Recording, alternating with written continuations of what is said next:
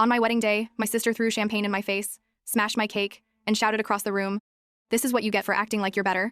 My mother rushed to her side. "She just needs to let it out," she whispered, like my sister was the one who got hurt. I didn't cry. I didn't scream. I just stood there, holding the glass I never got to drink, watching the sugar flowers I'd spent months designing slide off the ruined cake and splatter on the floor. That night, I didn't sleep. I planned.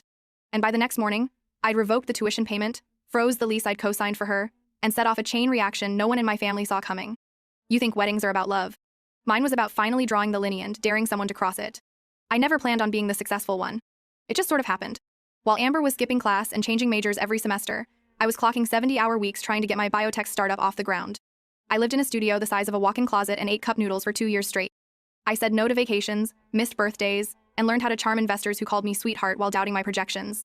By 29, I had made something of myself. Not rich, but stable, comfortable, and finally, engaged. Her name was Sophie. We met at a fundraiser for a community lab I helped sponsor. She brought me tea when I lost my voice. I brought her soup when she lost her grandmother. We built something gentle, steady. Loving her was easy, which terrified me at first, but in the best way. When we decided to get married, I told Amber right away. She didn't say congratulations. She said, "Wow, must be nice." I offered to help with her tuition that month anyway. 0 cent in one payment. I also co-signed her lease that spring because she wasn't comfortable living with random roommates anymore. My parents were tight on money, so the weight fell on me, again. But I didn't complain. That's what big sisters do, right? We pick up the slack, we fix the mess, we fill in the blanks.